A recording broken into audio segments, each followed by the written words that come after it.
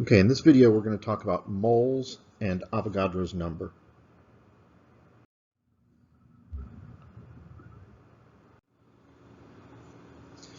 Alright, so the topics for this lecture are moles. We're going to talk about what is meant by the term mole, and we'll talk about Avogadro's number. Avogadro's number is often written capital N with a subscript A for Avogadro. We'll talk about molar mass, which is very similar to the molecular weights that we were talking about previously. We'll talk about mole calculations and how to use Avogadro's number to count or calculate the number of atoms and molecules in a substance.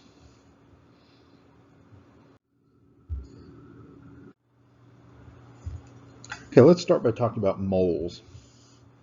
When we're counting something that comes in large groups, we often use special words to help us count those things, so we don't have to count every individual item. So for example, if you go to the store, no one ever says go to the store and buy 9 eggs or go to the store and buy 17 eggs.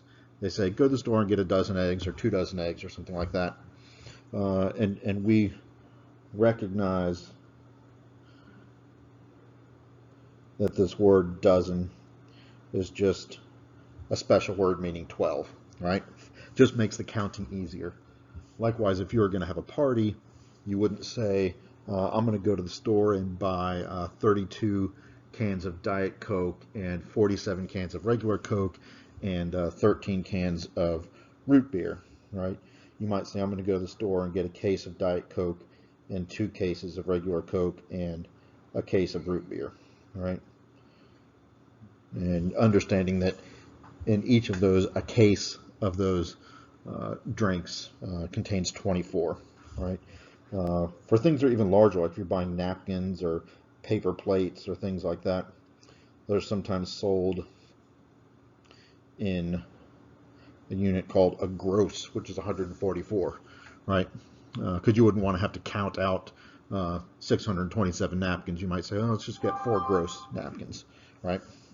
So these are just numbers that help us to count things. And a mole works the same way. A mole is just a special number, but it's used for counting atoms, which are extremely small. And so the number for a mole has to be an extremely large number. And so a mole of anything is just 6.022 times 10 to the 23rd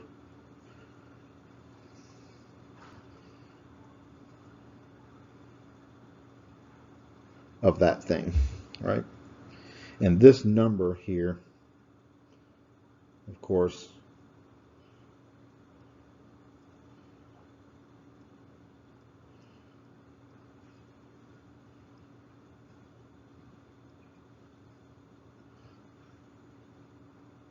is called Avogadro's number, which sometimes we use the symbol N with a subscript A to indicate that number.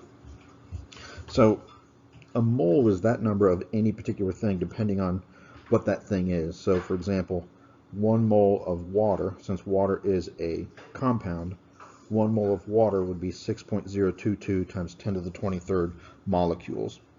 Whereas iron is a monatomic element, and so 1 mole of iron would be that number of atoms of iron.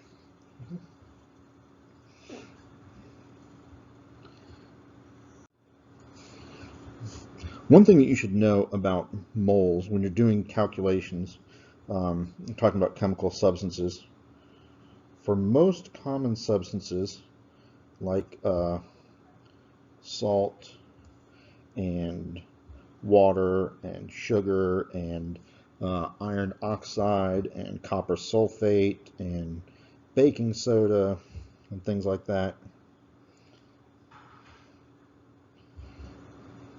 the amount for the mole was chosen so that it would be a reasonable amount, some amount that was fairly easy to weigh out, something that was easy to work with. And so, as it turns out, I like to tell people that, oh, let's put this quote over here. 1 mole of something, in most cases, is about a handful. So, for example, with copper, pennies now are made with zinc in the middle and copper on the outside, but they used to be pure copper, and they were the same size when they were pure copper. So if pennies were pure copper, a mole of copper would be about 20 pennies. And you can imagine holding that in your cupped hands, right? A mole of water, you can do the calculations to find out that a mole of water is about a tablespoon. For something like salt, a mole of salt would be a bunch of salt, maybe about the size, maybe a couple times the size of your thumb, right? But in general, and I should say, for things like proteins and DNA and some other really big molecules, then this is not going to be true. But for most typical chemical substances, a mole is about a handful. Okay? And so that's an important thing to remember when you're doing calculations, right? If someone is talking about doing a reaction in a 100 milliliter beaker, and you do a calculation and it says that you've got 962 moles in that 100 ml beaker, then probably there's a mistake in there somewhere, because 962 moles is going to be a heck of a lot more than would fit in that little beaker. Okay.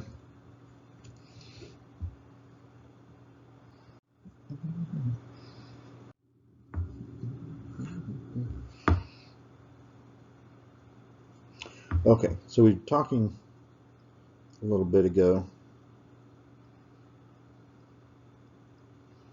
about the mole and Avogadro's number. This, incidentally, is a number that you should memorize. When I was a freshman, my professor said there are 3 numbers you have to memorize to get through college. Your student number, because we had to put that student number on all of our tests and things, Avogadro's number, and the number for Domino's delivery. That was his little joke. But the good thing about bad jokes is that you remember them. That was like 30 years ago, and I still remember that. All right, so this is Avogadro's number, and Avogadro's number was chosen, as I said a minute ago, so that 1 mole of the substance would be an amount that's easy to work with. But the Avogadro's number is defined as the same ratio of atoms to moles as the ratio of grams to atomic mass units. Okay, so remember, we had this a while back. 1 gram is equal to 6.022 times 10 to the 23rd atomic mass units. And this relationship is actually going to be important also. We use that a couple times to calculate masses in grams and atomic mass units and convert back and forth. But it's going to be important for us when we talk about molar mass, and that's the topic we're going to look at on the next page.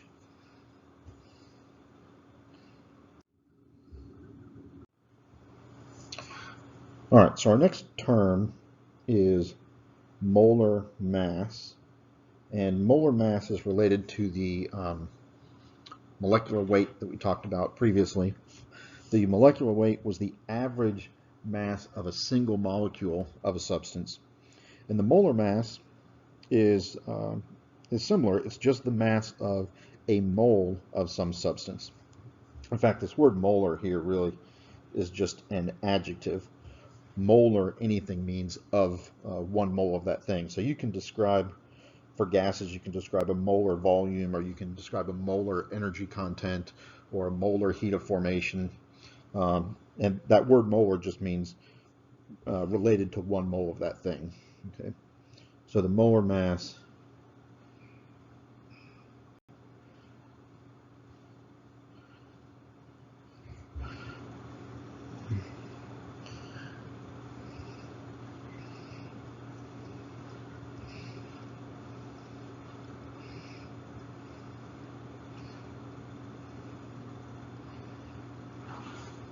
Molar mass is just the mass of 1 mole of any substance. And there's a really neat relationship that happens here. Let's take ammonia as an example.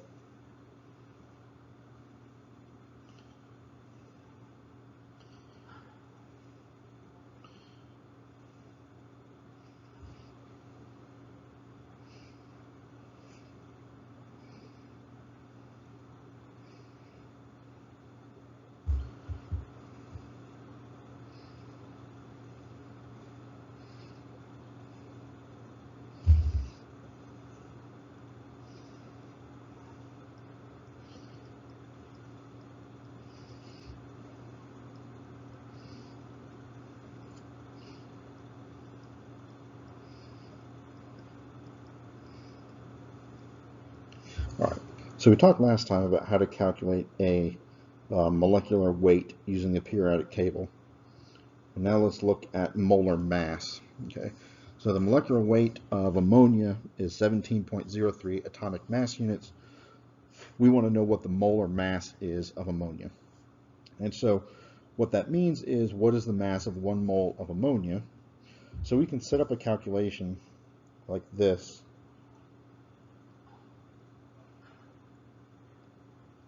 One mole, I should have mentioned before, the abbreviation for mole is MOL. So it's kind of a lame abbreviation because you only you always get to skip one letter.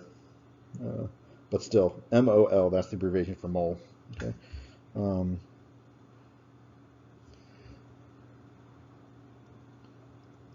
basically what this question means is, what's the molar mass of ammonia? Means if we have 1 mole of ammonia, what is that mass in grams? All right. And we can solve this by using the rules of dimensional analysis that we talked about earlier. I think I'm going to erase some of this and give us a little bit more room, and then we'll pick up with this problem after I've cleared a little bit of space here. All right, so let's resume with this problem here. Molar mass of NH3. We can solve this using dimensional analysis. We just have to write down a couple of relationships. And some of these are the definitions that we just talked about, right? So we know that 1 mole of ammonia is 6.022 times 10 to the 23rd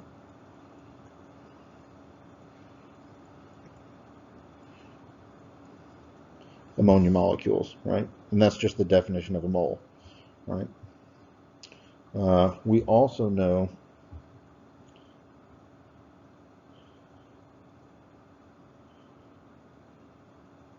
that 1 molecule of NH3, this is from that information on that last page, 1 molecule has an average mass of 17.03 atomic mass units.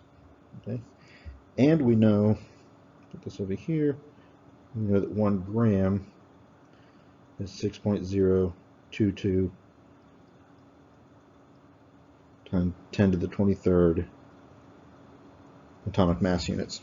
Okay, so by using these relationships, each one of these relationships can work as a conversion factor. So we can go from moles of NH3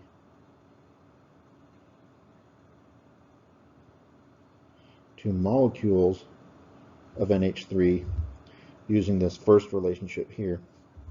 We can use this second relationship to go from molecules of NH3 to atomic mass units using this one, and then we can use this last relationship here to go from atomic mass units to grams. Okay, so let's take a look and see what that math would look like.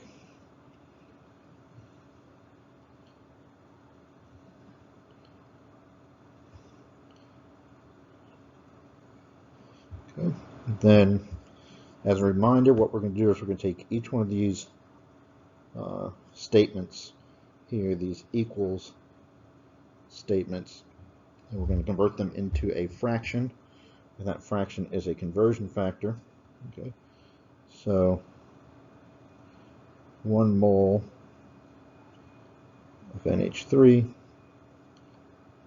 6.022 times 10 to the 23rd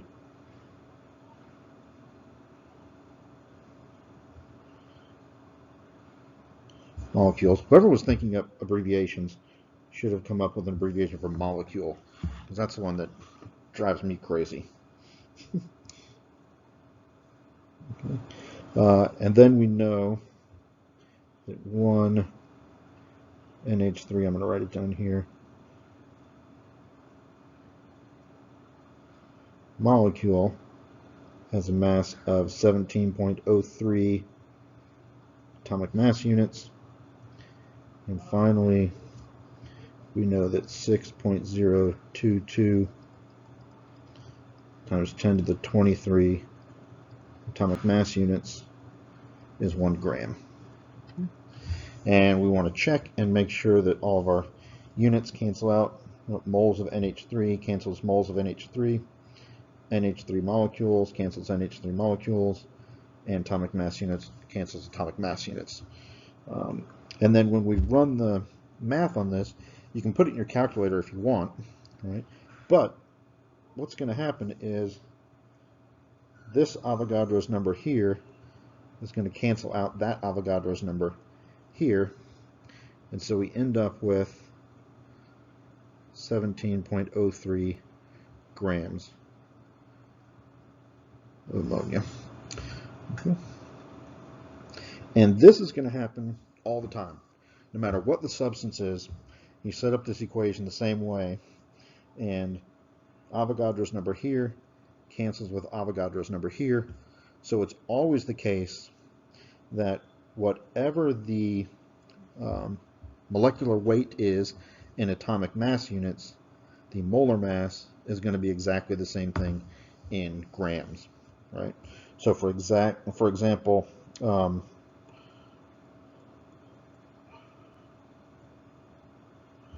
the average weight of a water molecule is 18.02 atomic mass units.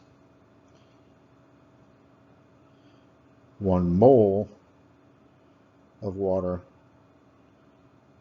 is 18.02 grams, right? And this weight here, this then of course would be the molar mass of water, right? All right, so since we learned how to calculate molecular weights in the last video, we also know how to calculate molar masses. Molar mass is exactly the same as a molecular weight, except that the molecular weight is the average weight of a single molecule, and the units are atomic mass units, and the molar mass is the weight of a mole of that substance, and the units are grams. But other than that, the calculation is the same.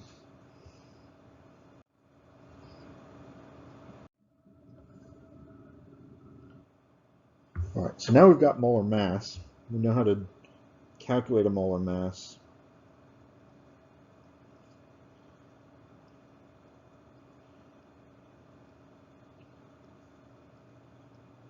So let's talk about how we can use the molar mass.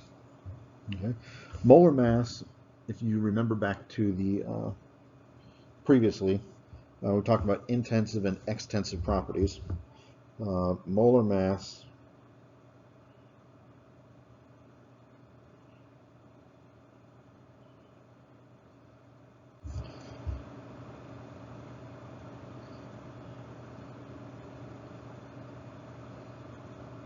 is an intensive property rather than an extensive property. And what that means is that, I'll just write MM this time.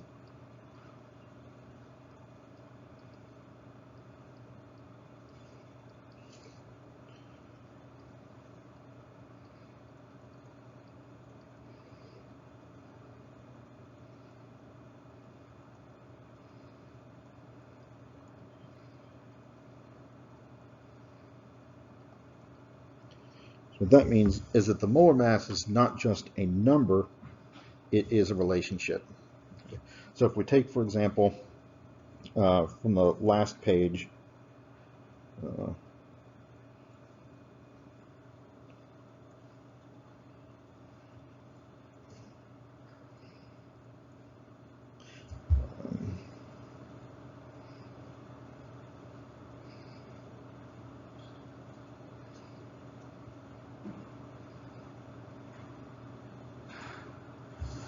okay, the correct units on a molar mass are grams per mole. If the question says what is the mass of 1 mole of ammonia, then you can say 17.03 grams. But if the question says what is the molar mass, then you should write it in units of grams per mole. Okay. Okay. So this number, because it's an intensive property rather than an extensive property, it's a lot like density, right? And as we said, density, it's not just a number, it's a relationship.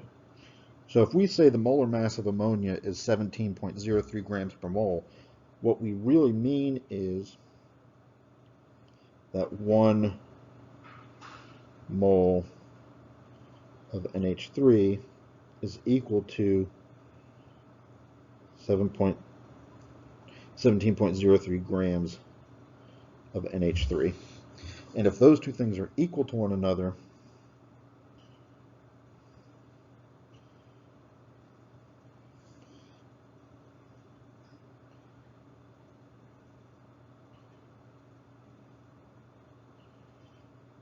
then that means that is a fraction that is equal to 1, right? Which makes it a conversion factor. Or if we want to write it the other way around,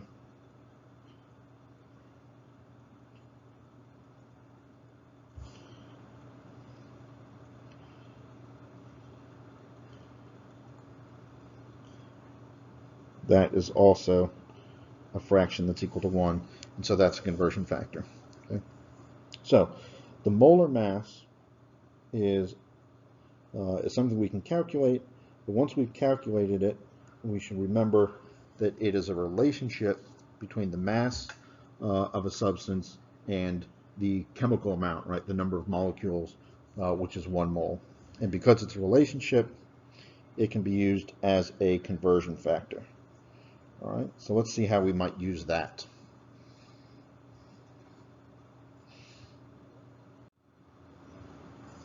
All right, so let's say we had a question that says the molar mass of water is 18.02 grams per mole. How many moles are in 6.91 grams of water? Okay. And we're going to work through this, but I should point out, actually, it just struck me, I should mention this. Since you know how to calculate molar masses usually won't be given to you, right? So this question here, how many moles are in 6.91 grams of water, that could stand alone by itself, and would expect you to be able to calculate the molar mass of water on your own. Okay. Okay. So let's look at the question. We use our dimensional analysis principles, right? We got 6.91 grams of water.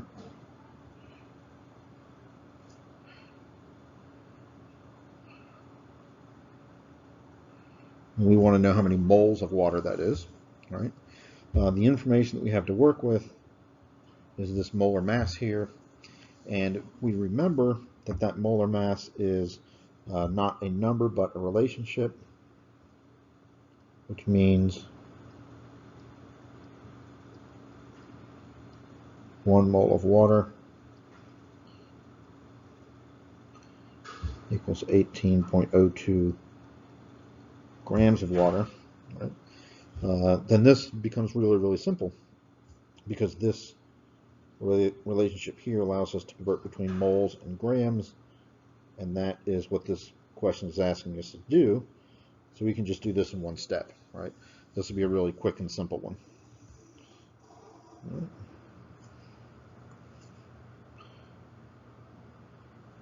So we can start with the information that's given to us, 6.91 grams of water, and then we'll use this as a conversion factor.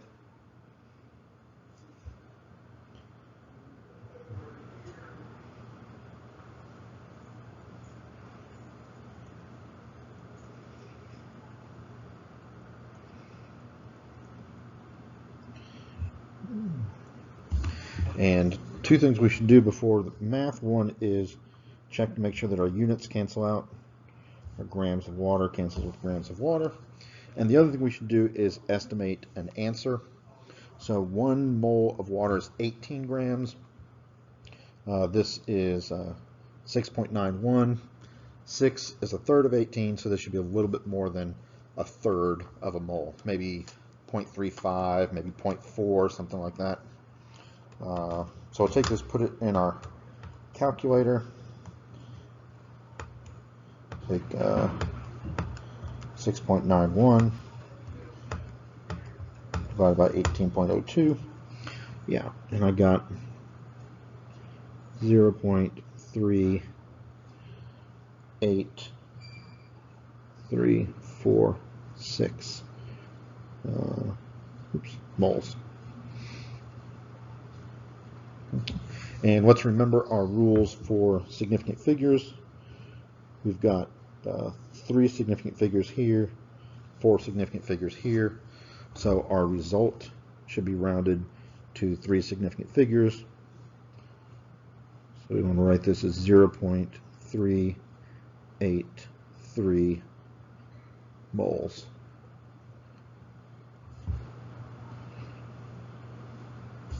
Fantastic. All right, let's do another one that's got an extra step in it.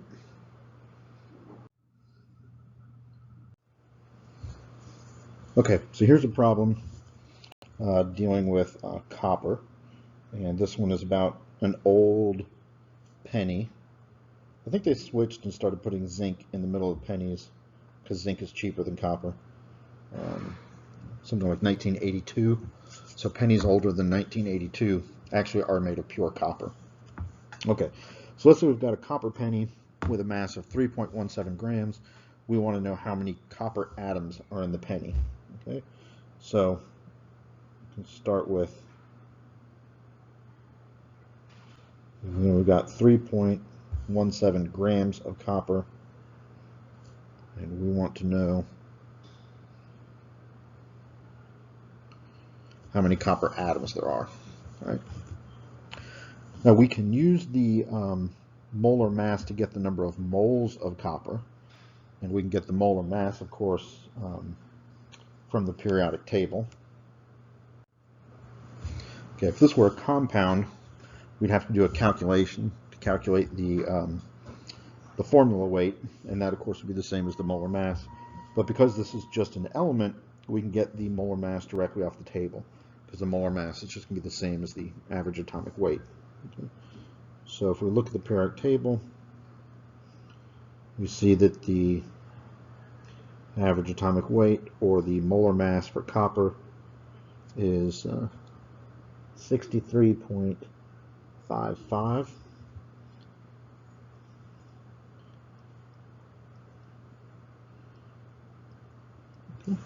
So that's how we can write our relationship based on the molar mass.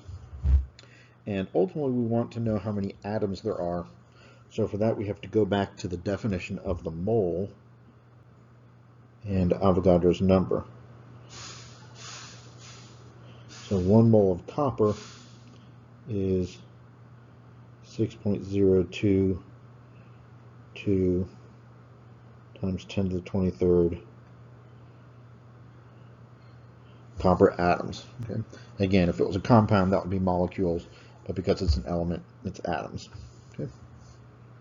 And so this gives us what we need. This first relationship here will allow us to go from grams of copper to moles of copper, and this second relationship will allow us to go from moles of copper to copper atoms. Okay. So all we've got to do is take that information and plug it in. We've got our relationships all set up. We've got 3.17 grams of copper. We use this one, and since we want grams to cancel out, we'll put this on the bottom, we'll put moles on the top.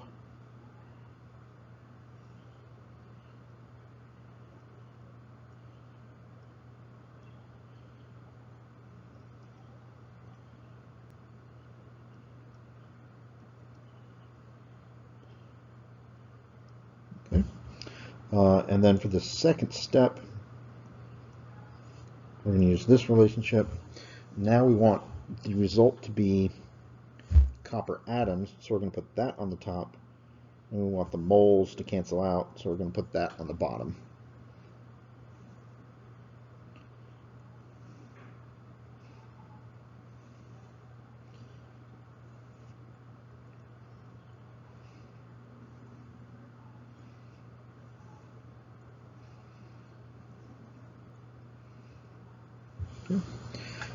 Now let's check to make sure our units cancel. Grams of copper cancels with grams of copper. Moles of copper cancels with moles of copper. That's good. And we can put this into our calculator. All right, so we can do our calculation. And actually, before we put it in our calculator, we should do one other thing, if we can. It's not always possible, or it's not always easy, but we ought to think about a reasonable answer. And you can see we've got about 3 grams of copper, and the molar mass is about 60. So we've got about 1/20th of a mole, right? 1/10 of a mole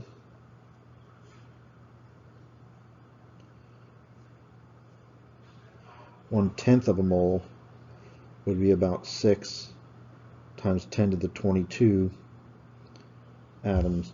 So 1/20th of a mole would be about 3 times 10 to the 22 atoms, right? So we should be looking for an answer somewhere in the ballpark of 3 times 10 to the 22 copper atoms. Okay. Another thing to remember is, you know, a mole is a small amount of copper, but it's a lot of atoms. So if you're calculating the number of copper atoms in a penny, it's going to be billions and billions and billions of copper atoms. If you're calculating the number of water molecules in a can of Diet Coke, it's going to be billions and billions and billions of water molecules. If you're calculating the number of oxygen molecules in a breath of air, that's going to be millions and millions and millions of oxygen molecules.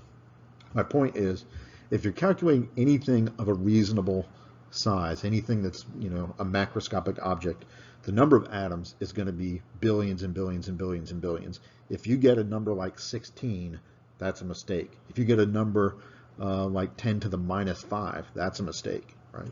You should be looking for something around the ballpark of, you know, 10 to the 20, 10 to the 22, 10 to the 24, maybe 10 to the 18 or something like that, but never something like 26 or 150. Okay. All right. So having gotten that out of the way, we can put this in our calculator, and when we do, or at least when I did, I got 3.02292 times 10 to the 22. That's good. That matches our prediction. And now let's think about significant figures. We've got 3 significant figures here and 4 here. So we should round this to 3 significant figures.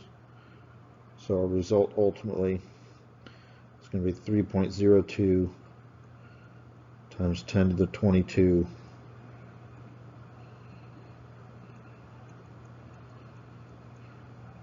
copper atoms.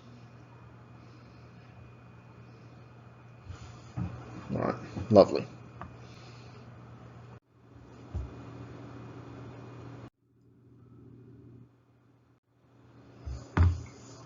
Okay, let's try one more thing with these mole calculations. Problems like this show up a lot. There's a lot of them in the textbook. I always include questions like this on quizzes and exams, so you can definitely expect to see something like this in the future. And this is a problem in which we're counting or calculating the number of specific atoms in a macroscopic substance. So we'll take this problem.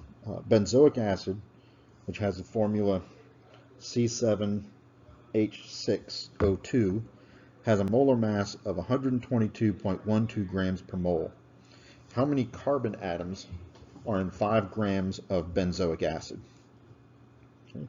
All right, so we can start as we normally would, right? We want to write down what we know and where we're trying to get to. So we know we've got 5 grams of benzoic acid. I'll write the formula just because it's a little bit simpler. Right.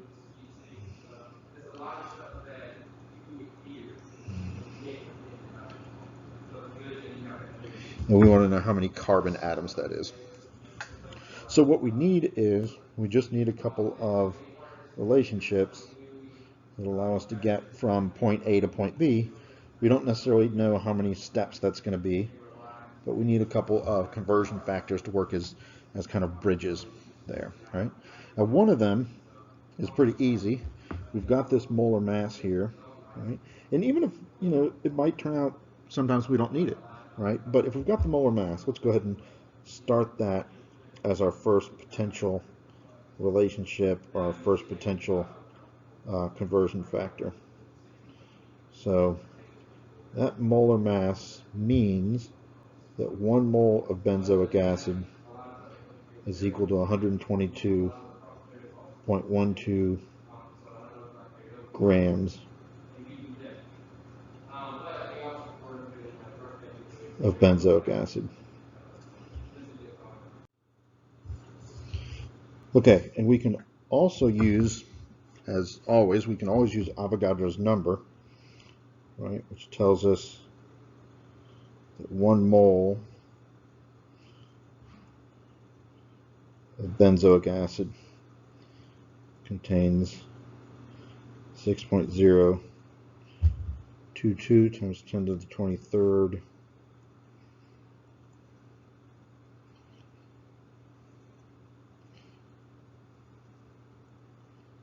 molecules. Okay.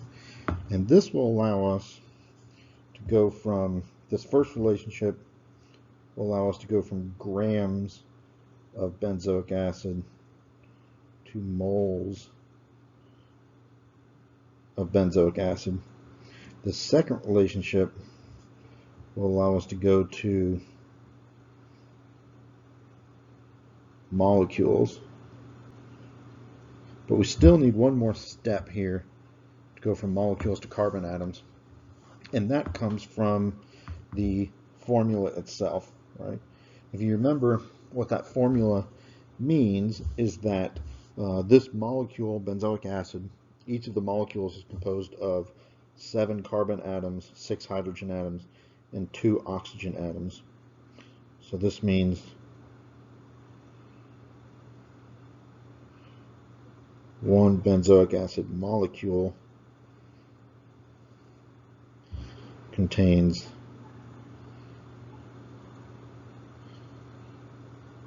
7 carbon atoms. And that's our last relationship here. All right. So we've got our whole math chain worked out. All right. And let's go ahead. We can just put the numbers in and do the calculation. I hope it'll fit. This is this is where I like doing things on a blackboard more than on this little tablet, because I always worry that I'm having trouble getting things to fit here. But I'll do my best. Let's see. Got 5 grams of benzoic acid, and then we can use our molar mass. We want the mass to cancel out if we want to get moles, so we'll put the mass down here.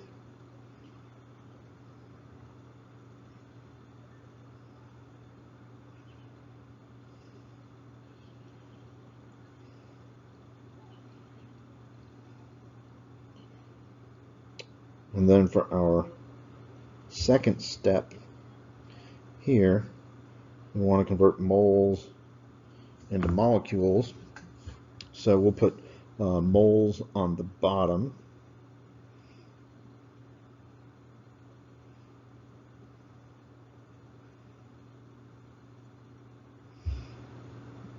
And I'm gonna stack this again so that I don't run out of room.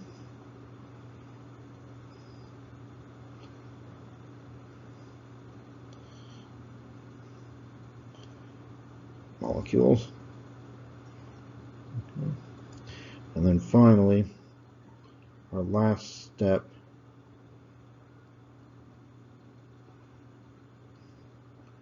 one benzoic acid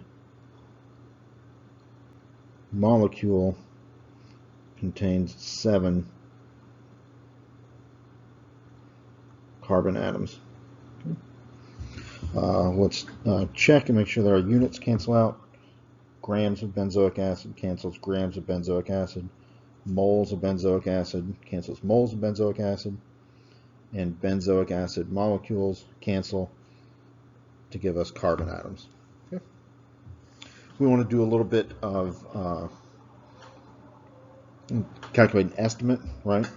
The molar mass is 122, right? So if we had 12 grams, that would be 1/10 of a mole, right? We've got a little less than half of that, 5 grams, so that's about a 20th of a mole, right? So that means somewhere in the ballpark of 3 times 10 to the 22 molecules, and if each molecule contains 7 carbon atoms, we should be somewhere in the ballpark of 2 times 10 to the 23rd, I think.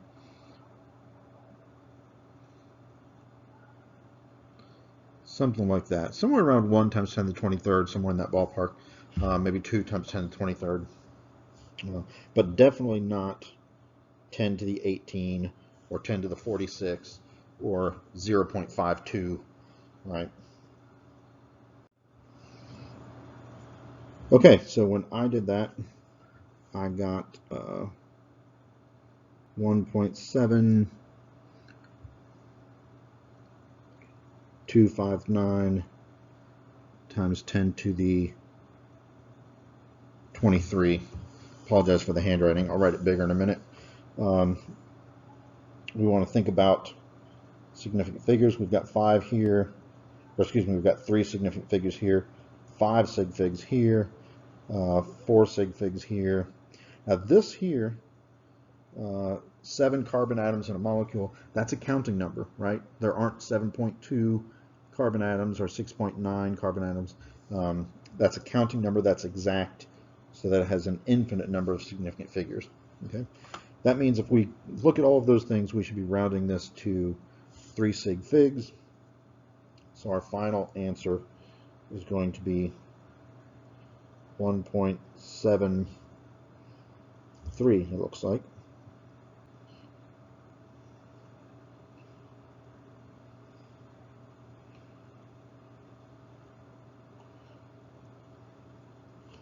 Carbon atoms. Wonderful. Okay.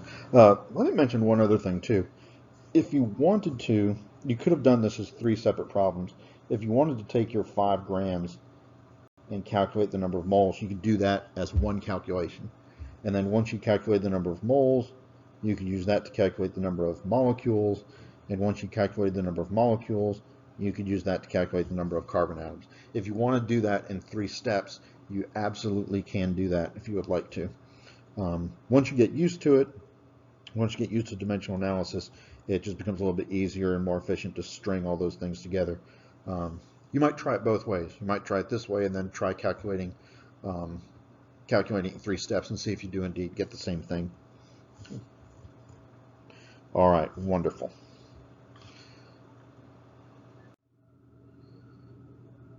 All right, I think that's about it for this one. Remember we talked about, in this lecture, we talked about the definition of a mole, which is 6.022. This is a longer number. The 6.022 is rounded, and so this is not exact. So this number has 4 significant figures.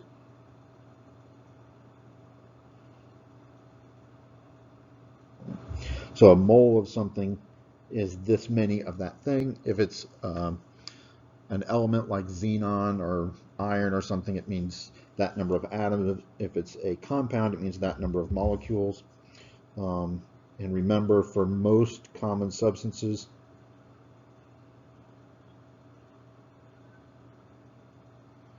this is about a handful. And that helps to give you an idea if you have a reasonable calculation. Right? We talked about Avogadro's number.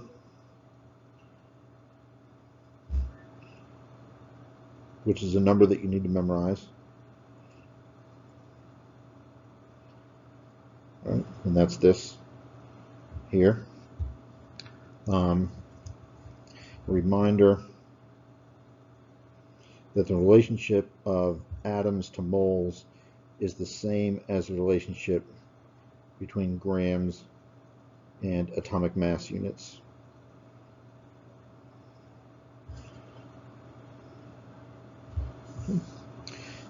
And then we talked about the molar mass of a substance, and I reminded you that molar mass is an intensive property, which means that it's not just a number, it's a relationship. And so a molar mass can always be used as a conversion factor. And then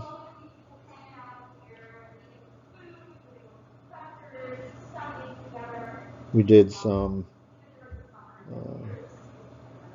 calculations using moles. So we can use a mass of a substance, calculate the number of moles, the number of molecules, or even the number of individual atoms of that substance. All right, terrific, everyone. Work on those in the study guide, and we'll be back with another one later.